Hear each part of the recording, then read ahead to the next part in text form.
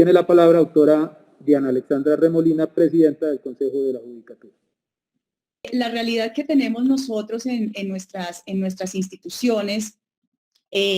nos muestra que estamos en un proceso de fortalecimiento en búsqueda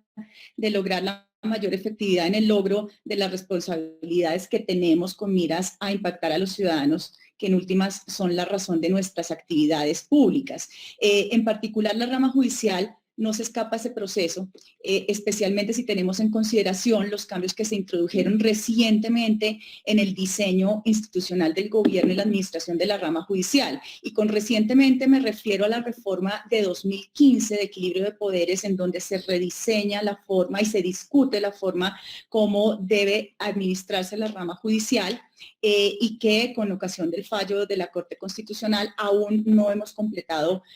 plenamente de su implementación. Como lo reconocemos todos, pues la naturaleza de nuestro Estado social de derecho exige la necesidad de fortalecer la administración de justicia, pues a través de esto generamos mecanismos para que las personas ventilen sus controversias y de que de esta forma se protejan y se hagan efectivos sus derechos. Sin embargo, mejorar la eficiencia de la administración de justicia para nosotros y en particular para el ejercicio que estamos presentando ante ustedes no significa necesariamente reformar la arquitectura institucional que se ha previsto en la Constitución para garantizar los derechos de quienes acuden al sistema de justicia a solucionar sus controversias. Lo que hemos considerado desde el Consejo y que ustedes lo ven en el proyecto que hemos presentado es que ese mismo propósito se puede lograr a través de una reforma estratégica a la Ley Estatutaria de Administración de Justicia, que luego de más de 20 años de vigencia nos ha permitido, digamos, durante estos 20 años, además, más bien, de haber variado la forma en que el ciudadano se aproxima al Estado, también la forma como debemos responder a las necesidades de los ciudadanos. En estos 20 años, como digo, además de eso, hemos podido identificar aspectos prácticos que requerirían o que requieren de unos ajustes para responder a las exigencias que esa nueva forma de relacionarse entre el Estado y los ciudadanos nos exige. Y esas reformas prácticas son las que hemos tratado de identificar y que hemos puesto a consideración, de nuevo, pues, del Congreso para su discusión. En últimas, como lo planteamos en la exposición de motivos, lo que en el proyecto presentado, el Consejo lo que considera es que tenemos que desconstitucionalizar el debate sobre la justicia hasta donde sea posible, sin desconocer que puedan ser necesarias algunas reformas constitucionales, pero nos parece importante evitar que todas las iniciativas de reforma tengan que surtir un trámite de reforma a la Constitución, que por un lado pues es complejo, que por otro lado pensamos que en algunos casos no se requiere, en cambio que sí necesitamos esas reformas más prácticas de la ley, pero también que no se ponga en riesgo el equilibrio de poderes que es fundamental en todo Estado de Derecho. Y en este contexto que les planteo, el reto que tenemos desde nuestra perspectiva es propiciar una reforma que responda a las necesidades de la justicia de este siglo XXI, que siente las bases para recuperar la credibilidad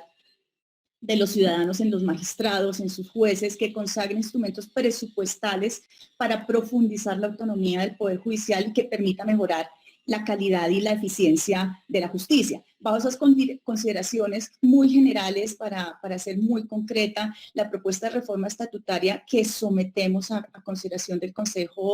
del Congreso de la República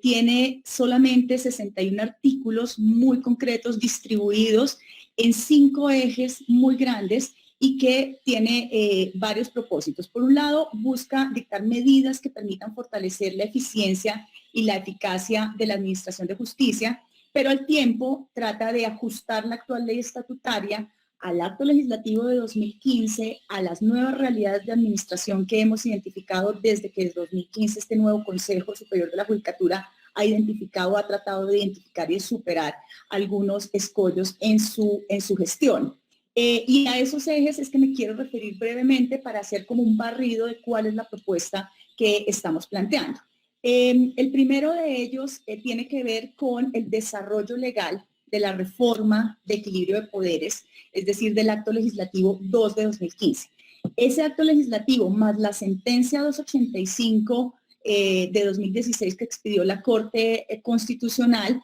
establecieron las bases del nuevo diseño institucional de gobierno y administración del Poder Judicial. Y ese nuevo diseño, conformado por un órgano de administración, que es el Consejo Superior de la Judicatura, separado de un órgano disciplinario, que es el de la Comisión Nacional de Disciplina Judicial, necesita ser desarrollado a nivel estatutario. Y con ese eje lo que queremos es cumplir 3 objetivos principales. 1, ajustar todas las denominaciones actuales al nuevo diseño institucional. Me refiero en concreto a las menciones que se hacen en la ley a la anterior sala administrativa del Consejo Superior de la Judicatura, que desde 2015, con la separación de la sala de disciplina y la creación de la Comisión de Disciplina Judicial, se debe reconocer solamente como el Consejo Superior de la Judicatura, que es la institución que hoy presido y que es la encargada hoy de gobernar y administrar la rama judicial. Por su parte, en segundo lugar, debemos hacer los ajustes estatutarios para incluir en la jurisdicción disciplinaria a las comisiones nacional y seccional de disciplina judicial como los órganos que ejercen dicha competencia. Tenemos que ajustar las funciones de ese órgano jurisdiccional disciplinario y definir la nueva estructura de esa jurisdicción, y ese es un gran acápite del proyecto de ley. Y en tercer lugar, también es prioritario reglamentar las convocatorias públicas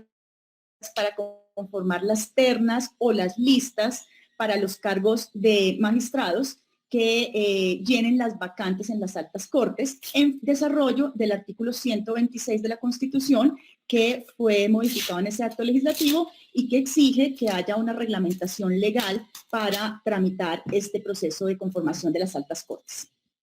El segundo eje que se presenta en este proyecto de ley tiene que ver con el fortalecimiento de la carrera judicial, que es el talento humano es quizás el principal eje de este tipo de procesos. En todos los procesos las personas son las que hacen las reformas, y en la rama judicial la carrera judicial es muy valorada. Hemos logrado unas importantes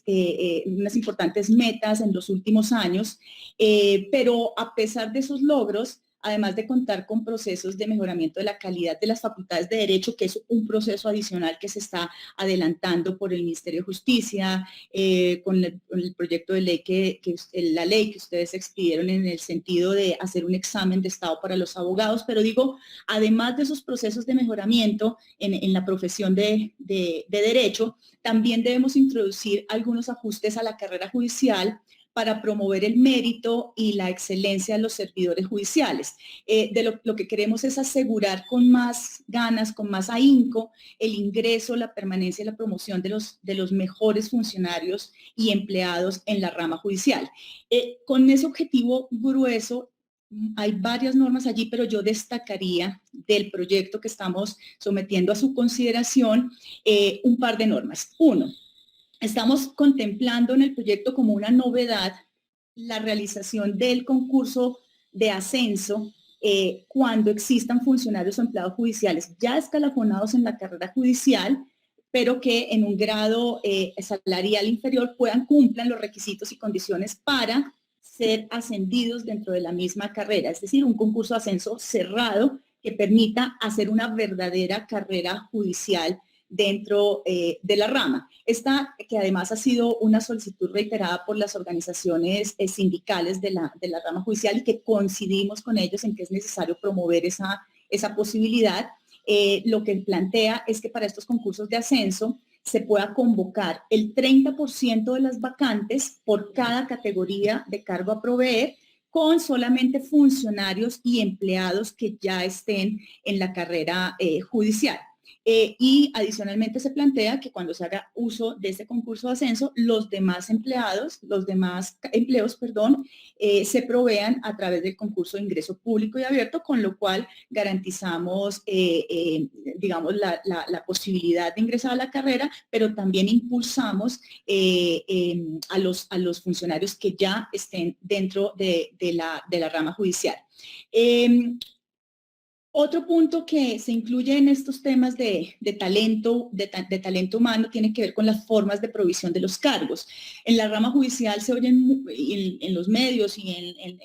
en general, se oyen muchas críticas acerca de lo que se denominan los nombramientos a dedo de los cargos provisionales, es decir, los que aún no están provistos por el sistema de carrera, que cada vez es más grande. La cobertura de la carrera en la rama judicial es una apuesta del Consejo Superior de la Judicatura. Cada vez más cargos están en carrera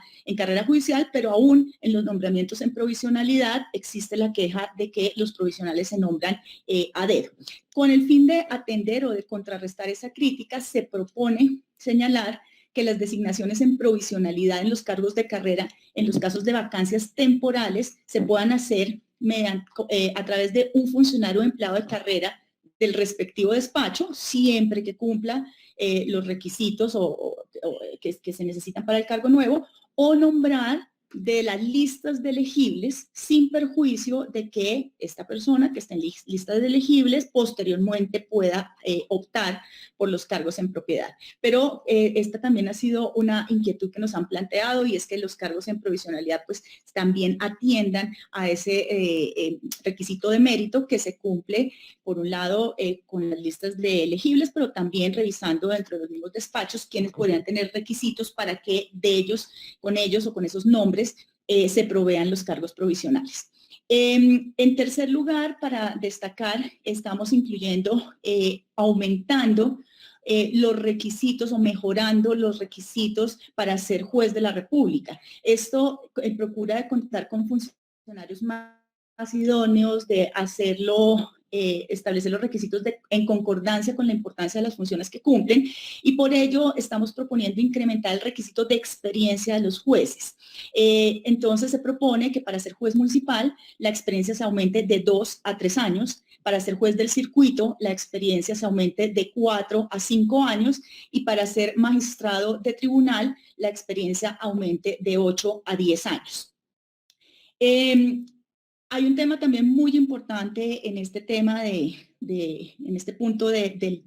talento humano, y es que se propone modificar el artículo de la 147 de la ley estatutaria para incluir la posibilidad de suspender por actos de indignidad a los funcionarios que con estos actos de indignidad afectan la confianza pública de magistrados, de las altas cortes, de tribunales, de jueces, de los consejos seccionales de la judicatura, con la medida que me parece que es una de las medidas más innovadoras del proyecto. Lo que se busca es que desde un ámbito distinto al disciplinario o al penal podamos abordar esas conductas que resultan reprochables por su gravedad, que generan un efecto negativo en la credibilidad de la justicia, por casos en los que hemos visto que funcionarios judiciales permanecen en sus funciones mientras se toman decisiones en relación con algunas investigaciones y conductas que definitivamente resultan reprochables para la sociedad, de manera que se está planteando que las propias corporaciones, por unas mayorías muy especiales, unas mayorías calificadas, puedan retirar por actos de dignidad a estas personas mientras se resuelven los trámites penales y disciplinarios. Creemos que esa posibilidad contribuiría significativamente a fortalecer la credibilidad de nuestra justicia ante la ciudadanía.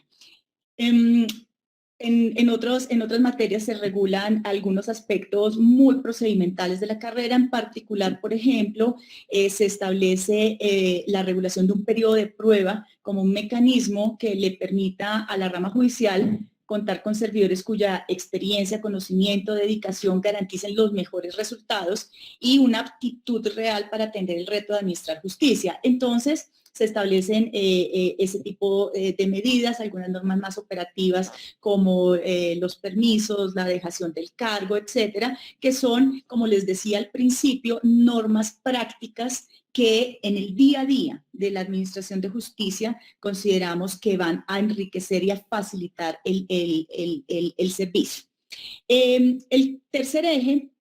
está relacionado con una serie de medidas para aprovechar las capacidades existentes que procuren agilizar los procedimientos judiciales, que propicien una pronta respuesta a las solicitudes de justicia de los ciudadanos, que es en realidad en lo que se ha centrado, lo que se centran todas las discusiones alrededor de la reforma a la justicia. ¿Qué hacemos para mejorar la eficacia de la justicia? ¿Qué hacemos para que los procedimientos sean más rápidos, para que los ciudadanos acudan a la justicia y encuentren una respuesta pronta y eficaz? Con miras a eso y a poder dar una solución, además de otros proyectos que ya el Ministerio de Justicia, el gobierno ha movilizado, como nos han explicado, los mecanismos alternativos, el arbitraje, algunos temas de comisarías de familia, etcétera. En el punto concreto de nuestra ley estatutaria, yo quisiera destacar algunos temas. Uno, se contempla la posibilidad de que en los tribunales superiores y administrativos las salas de decisión estén conformadas por 2 magistrados. Eso modifica la regla actual que exige que las salas sean plurales e impares, con lo que se había obligado a que las salas fueran cuando menos de 3 magistrados. Con la propuesta lo que buscamos es que el trabajo de las salas sea más eficiente y en caso se prevé un mecanismo para que en caso de empate se integren las salas con un tercer magistrado que siga en turno, pero creemos que la posibilidad de que haya salas duales agilizaría en el tema de los tribunales la decisión de los asuntos. También se propone o se flexibiliza la integración de los juzgados que continúan siendo la célula básica de la organización judicial, pero que con la creación o la generación de nuevos modelos de gestión de los despachos, nuevas formas de ver cómo podrían resolverse los conflictos con oficinas de apoyo, con centros de servicios, con otro tipo de dependencias. No necesariamente esto los enumero solamente porque son modelos que se están debatiendo, que se han revisado, pero podrían surgir otros y en la medida en que surjan nuevas formas de atender los servicios judiciales, también se plantea la posibilidad de que la integración de esos despachos, de esas oficinas, se ajuste a la especialidad, a las condiciones de justicia del sitio en donde se encuentre ubicado, con lo cual tendríamos un poquito más de flexibilidad para responder desde la oferta a las condiciones de la demanda. Eso es como un giro un poco en la forma como se presentan las soluciones. Siempre se ha pensado cómo vamos a presentar la oferta, pero lo que queremos es pensar, bueno, ¿cuál es el conflicto que está allá? Ese conflicto y esa demanda, ¿qué características tiene? Y en función de eso, presentar modelos de gestión y de atención a los conflictos, y eso implica, digamos, cierta flexibilización de la integración de esas oficinas que nos permita responder de distintas maneras. Allí, por ejemplo, se podría hablar de los jueces itinerantes, de modelos distintos, de figuras que nos permitan atender de mejor manera el conflicto dependiendo de su propia naturaleza. Igualmente, estamos incluyendo un artículo muy importante y es modificando el artículo 63 de la ley estatutaria que se relaciona con las medidas de descongestión. El propósito es que podamos contar con herramientas más contundentes para solucionar las situaciones coyunturales de congestión, porque hemos venido trabajando la congestión con medidas transitorias, pero en realidad las medidas de descongestión deberían apostarle a contrarrestar situaciones muy concretas de congestión y para ello pues está planteando la generación de unas herramientas que nos permitan solucionar el desequilibrio entre la oferta y la demanda, sin duda con un apoyo presupuestal que se necesita y la norma que estamos planteando acá permitiría solucionar esas situaciones particulares por medio de traslados de despachos judiciales a sedes territoriales, por la posibilidad de redistribuir procesos a otros despachos judiciales de circuitos distintos, de distintos distritos, de distintos municipios que nos permitan equilibrar las cargas de trabajo en función de los estudios y de las evaluaciones que podamos ir advirtiendo con el apoyo de las unidades técnicas, por supuesto, y con todos los estudios que detrás de estas medidas pues tienen que existir. También se plantea modificar la ley estatutaria para sobre el orden y la aplicación de turnos para tramitar y fallar procesos, con el fin de incluir la posibilidad de que se altere el orden de procesos y que se tramiten y fallen preferentemente algunos procesos, por ejemplo, incorporando la corrupción de funcionarios judiciales o algunos otros procesos que por su naturaleza, impacto, pudieran ser manejados de una forma diferente con el fin de agilizar la atención de hechos. Un cuarto eje del proyecto es el de la administración de justicia como un servicio público esencial. Este es el artículo primero del proyecto. El artículo 228 de la Constitución Política y el artículo primero de la propia ley estatutaria siempre han definido la administración de justicia como una función pública. Y en desarrollo de esa disposición constitucional, lo que estamos proponiendo es que se contemple desde la definición misma de esa función la naturaleza como servicio de la justicia como un servicio público esencial, con el propósito de garantizar su prestación continua. Es decir, que podamos garantizar mayor seguridad jurídica al momento de interpretar y decidir sobre situaciones que afecten la prestación del servicio. Sobre este tema es importante señalar que el artículo 125 de la Ley Estatutaria de Justicia ya lo establece así. En el segundo inciso dice que, comillas, la administración de justicia es un servicio público esencial. Pero sin embargo, esa definición no ha sido muy pacífica, sobre todo porque la disposición esta que les acabo de leer está integrada en un título que regula los recursos humanos de la rama judicial, que ese es el título sexto, y no en el capítulo primero y en el artículo 1, que es el que define la administración de justicia. Entonces, con el fin de zanjar esa discusión, de darle la importancia que tiene esta definición de la justicia como un servicio público esencial, lo que estamos proponiendo es que esa definición quede en el inciso primero y no en el capítulo del talento humano, que es el que está en el 125, por eso la propuesta es derogar el 125 y subirlo al artículo primero. El otro eje tiene que ver con, y este también recoge muchos aspectos prácticos que hemos visto en el día a día del órgano de administración de la rama, y tiene que ver con la revisión de las funciones mismas del gobierno y la administración del órgano de gobierno y de administración de la rama judicial. Los últimos intentos de reforma a la justicia que hemos visto han girado fundamentalmente sobre si se debe rediseñar ese órgano de gobierno y de administración,